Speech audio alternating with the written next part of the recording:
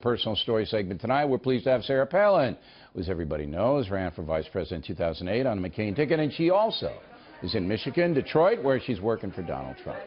So do you have a prediction for us on Tuesday, Governor?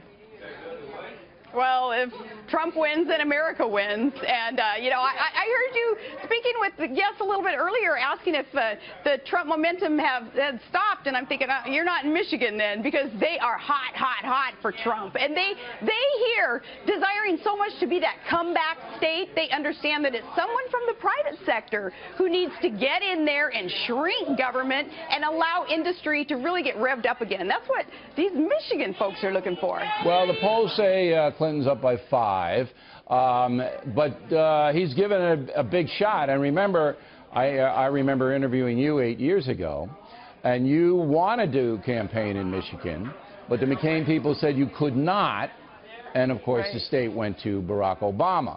Do you feel, and are you willing to make a prediction, that Trump will carry Michigan this time around?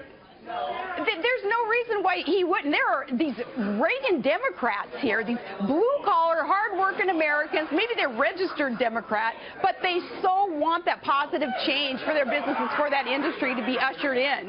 And, you know, speaking to people all day today, there is so much enthusiasm for that positive change. So, you know, the polls, like I've said before, Bill, polls are only good for strippers and cross-country skiers. What matters, of course, is 2 days from now, the getting out the vote effort, making sure these Reagan Democrats and independent Michigan folks and Republicans get out there and cast their vote. Are you going to stay in Michigan to get out the vote there? Is that your assignment? I think my assignment is I move to another locale tomorrow for a couple of events, and I don't know all that inside baseball stuff. Well, you got to know where you're going. About how the campaigns work. No, Bill, believe it or not, you don't know where you're going sometimes. You go where they suggest you go. Well, all right, you're a good soldier for them. Or you go rogue. Now think back 2 years ago, 48 hours before the vote. Did you think you and Senator McCain were going to win?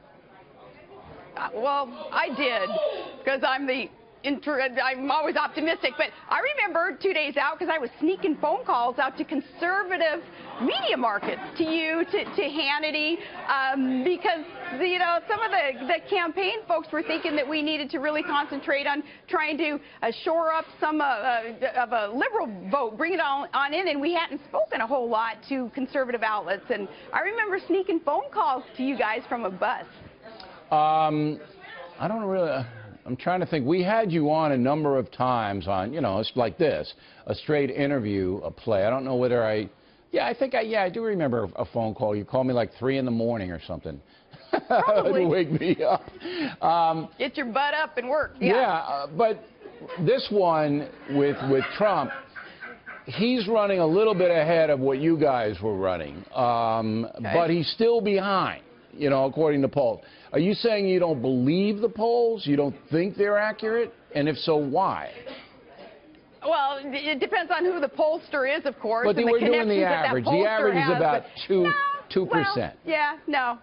I just don't put a whole lot of faith in polls, and especially 2 days out. So many things change, you know. And historically, we have seen great changes take place in a lot of elections at the last minute. And no, I think people are so ready for change. They know that to fix the corruption that is so rampant in our federal government, you don't elect those who did the corrupting. And we have such a clear choice in this election: someone who's been part of the problem, or someone who is bound and determined to work with us to fix the problem. Do you know Hillary Clinton well? Have you spoken with her?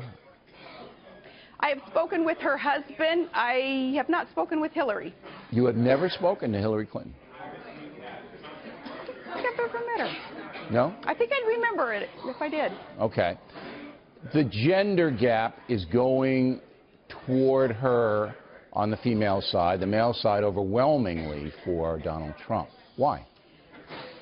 Well, I would hope that women aren't buying into that shtick that's going on right now, a little bit of that, hey, vote for me just because I'm a gal. And, you know, we've learned before to not base a vote based on, you know, gender or any kind of difference, but really on what that person stands for. And, no, I think the women of America, they, too, are wanting a cleaned-up government just as much as the men are. Gender isn't an again, issue. the polling doesn't show that if Hillary Clinton doesn't win the women by 55%. Do you admire the fact that Hillary Clinton is running for president at all? Do you have any admiration for her? I have admiration for anyone who has that tenacity, that drive to get out there and offer themselves up in the name of service to the American people. But no, not when it comes to Hillary specifically, no. Do you think she's a corrupt woman? Yeah, in a lot of ways she is.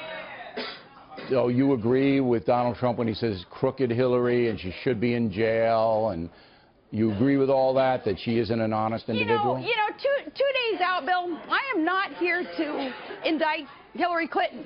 She's going to do that herself. And I believe that many more things that will come to light, people are going to realize that, no, she shouldn't be our leader. So you believe that come Election Day, only 2 days away, that light bulbs are going to go off and Trump's going to win big? Do you think he's going to win big? I think he is, and I think America's going to win right along with him. He's going to allow us to make America great again. All right, Governor, we appreciate you taking the time. We know you're busy tonight. Thank you.